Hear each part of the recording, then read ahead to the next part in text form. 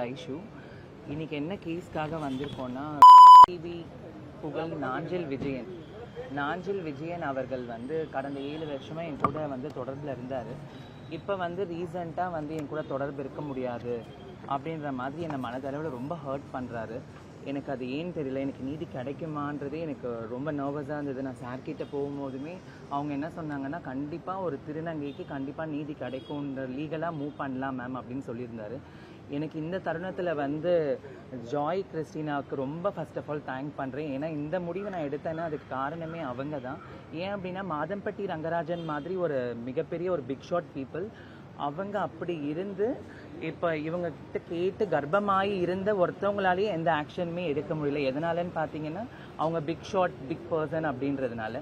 அப்போ எனக்குமே அந்த டவுட் இருந்தது. ஏன்னா நான் ஒரு திருநங்கையாக இருக்கும்போது ஒரு பெண்ணுக்கே நியாயம் கிடைக்கல, ஒரு கர்ப்பமாக இருக்கிறாங்க அப்படின்னும் போது ஒரு திருநங்கைக்கு நியாயம் கிடைக்குமான்றது எனக்கு ரொம்ப ஒரு கேள்விக்குறியாக இருக்குது. நான் அதில் சார்கிட்ட போய் பேசும்போது சார் சொன்னார், கண்டிப்பாக சட்ட ரீதியாக நம்ம போகலாம் மேம், நீங்கள் கண்டிப்பாக வாங்க அப்படின்னாரு. அதனால தான் நாங்கள் கமிஷனர் சாரையும் ஏசி சாரையும் பார்க்கறதுக்காக போய் மனு கொடுத்துட்டு வந்திருக்கோம். எனக்கு மனதளவில் ரொம்ப கஷ்டமாக இருக்குது. நான் டேப்லெட்ஸ் எடுத்துக்கிறேன். எனக்கு கண்டிப்பாக ஒரு நியாயம் கிடைக்கணும் அப்படின்றதுக்காக தான் நான் இங்கே வந்திருக்கேன். அவர் எனக்கு ஒரு கடந்த 11 வருஷமாக ஃப்ரெண்டு. அவர் எனக்கு ஒரு 11 வருஷமாக பழக்கம். அது ரீசெண்டாக தான் ஒரு 5 வருஷத்துக்கு முன்னாடி தான் நாங்கள் கொஞ்சம் கொஞ்சமாக க்ளோஸ் ஆக ஆரம்பித்தோம். ரெசார்ட் ஷூட்டிங் போகும்போது அதில் செக்ஷுவலாகவும் அவர் கூட நான் நிறைய வாட்டி இருந்திருக்கேன். இப்படி சொல்லலாமான்னு தெரியல, பட் தப்பாக இருந்தாலும் மன்னிச்சிடுங்க தயவுசெய்து. அப்படியும் இருந்திருக்கேன். ஏன்னா ஒரு பெண்ணுனா கர்ப்பமாக இருக்காங்கன்னு காட்ட முடியும். ஒரு திருநங்கைன்னும் போது நான் எதை காட்டுறது, எதை ப்ரூஃப் பண்ணணும்னு எனக்கு தெரியல. அவ்வளோதான்.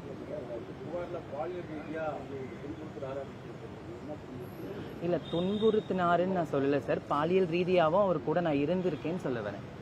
அவர் கூட நான் ஒன்றா இருந்திருக்கேன், மனைவியாக வாழ்ந்திருக்கேன். ஏன்னா அவர் எனக்கு சொன்ன விஷயம் ஆசை வார்த்தையெல்லாம் காமிச்சார். நான் கல்யாணம் பண்ணிக்கிறேன், உன் கூட ஒன்றா இருக்கேன் அப்படின்னு சொல்லிட்டு. இப்போ என்னென்னா, நான் என் திருநங்கைன்றதுனால இல்லை, எனக்கு சொசைட்டியில் நேம் கெட்டு போயிடுமோன்ற பயப்படுறேன் அப்படின்னு கேட்குறாரு. இதே திருநங்கைன்னு நான் முன்னாடி பழகும் போது அவருக்கு தெரியாதா, என் கூட ஒன்றா இருக்கும் போது அவருக்கு தெரியாதான்றது தான் எனக்குமே ரொம்ப கஷ்டமாக இருக்குது. ஏன்னா நான் அவரை லீகலாகவும் போய் பார்க்கலான்னு நினச்சா பேச மாட்டுறாரு, என்னை எல்லாத்துலேயும் பிளாக் பண்ணி வச்சுருக்காரு. இதனால் நான் என்ன பண்ணுறதுன்னு எனக்கு தெரியல. என்னோடய ஒர்க் மேலே கான்சன்ட்ரேஷன் பண்ண முடியல. ரொம்பவே மனசு ரொம்ப கஷ்டமாக இருக்குது சார்.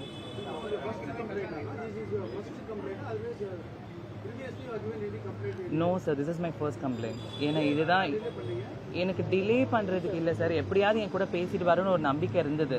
அப்படி இருக்கும் போது இப்போ ரீசெண்டாக நம்ம இவங்களெல்லாம் பார்த்து எனக்கு ஜாய் பற்றி சொல்லியிருந்தேன் இல்லையா, அவங்கள பற்றி பார்க்கும்போது சரி ஓகே, இந்த கம்ப்ளைண்ட் எடுப்பாங்களா எடுக்க மாட்டாங்களா, திருநங்கைன்றதுனால ஒதுக்கிடுவாங்களான்றதும் எனக்கு ஒரு கேள்விக்குறியாக இருக்குது. அப்படி இருக்கும்போது ஏன்னா இருக்காரு, நாஞ்சில் விஜயன் ரொம்ப புகழ் பெற்றிருக்காரு. ஒருவேளை அவருக்கு சப்போர்ட் பண்ணி மீடியா எனக்குமே தப்பா என்ன ப்ரொஜெக்ட் பண்ணிடுவாங்களான்ற ஒரு பயமும் இருந்தது சார்.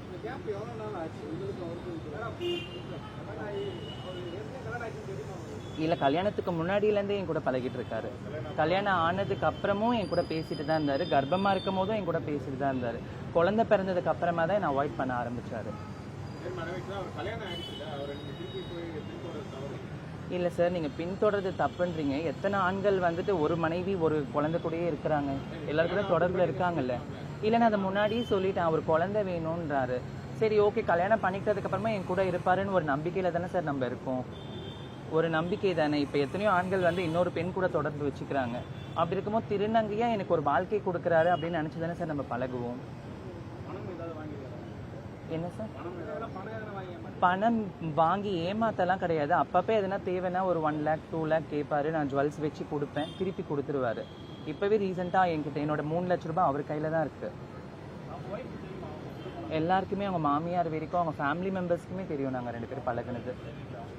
அவங்க எதிர்ப்பு தெரிவித்து என் கூட பேசவே கூடாதுன்னு சொல்லியிருக்காங்க.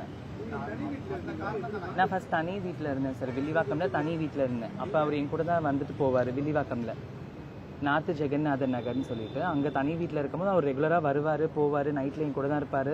நான் சமைச்சிலாம் கொடுப்பேன்.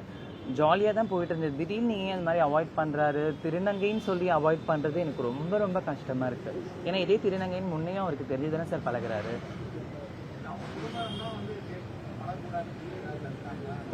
இல்லை, அதுவும் உண்மைதான் சார்.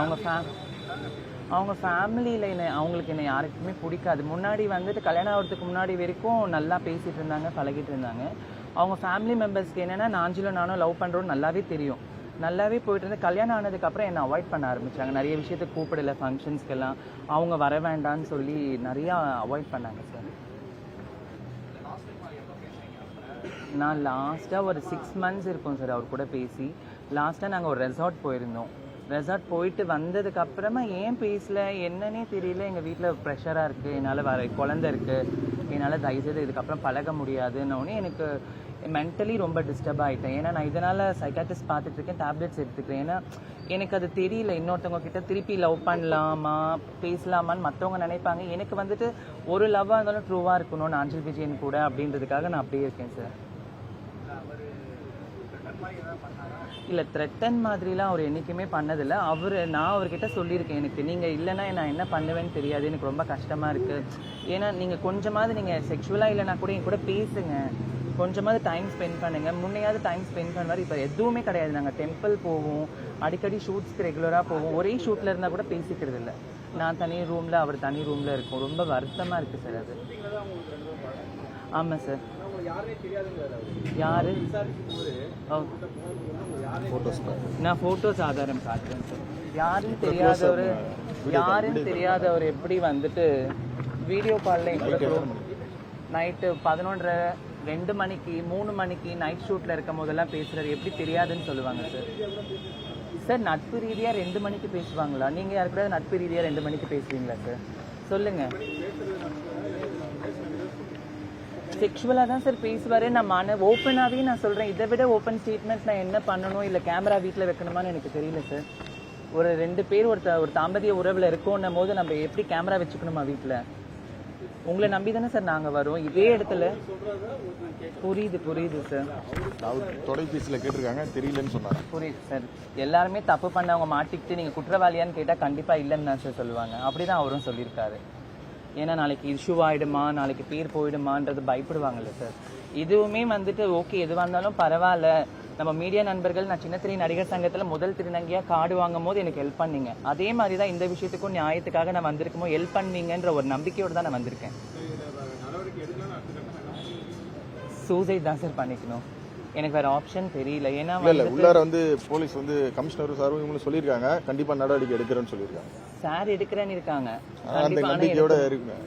எனக்கான இல்லை அதெல்லாம் பண்ண தேவையில்லை சார். கைது பண்ணி சிறையெல்லாம் அடிக்க வேண்டாம். என் கூட சேர்ந்து வாழ்ந்தா போதும் சார். ஆமாம் அப்படிலாம் நான் சொல்லலை சார். அவங்க ஃபேமிலி கூட அவர் இருக்கட்டும், இப்பயும் எப்படி ரீசெண்டாக என் கூட பழகிட்டு இருந்தாரோ அதே மாதிரி என் கூட பழகினா போதும் தான் நான் சொல்ல வரேன். இன்னொரு வாழ்க்கையை நான் கெடுக்க விரும்பல. இல்லை கண்டிப்பாக கூப்பிட்டு பேசுவாங்கல்ல சார், சட்ட ரீதியாக கூப்பிட்டு பேசுவாங்கல்ல. ஒருத்தங்க லவ் பண்ணவங்களை அரெஸ்ட் பண்ண சொல்லுன்னு சொல்ல மாட்டோம்ல சார். அவரை நான் அரெஸ்ட் பண்ணுன்னு சொல்லலை. எனக்கான நீதி கிடைக்கணும், அவ்வளோதான்.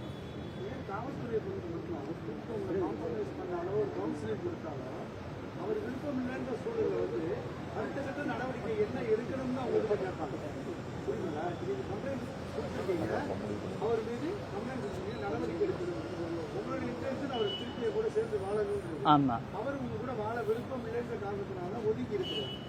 அது அவரையும் கூப்பிட்டு பேசினா தானே சார் தெரியும்.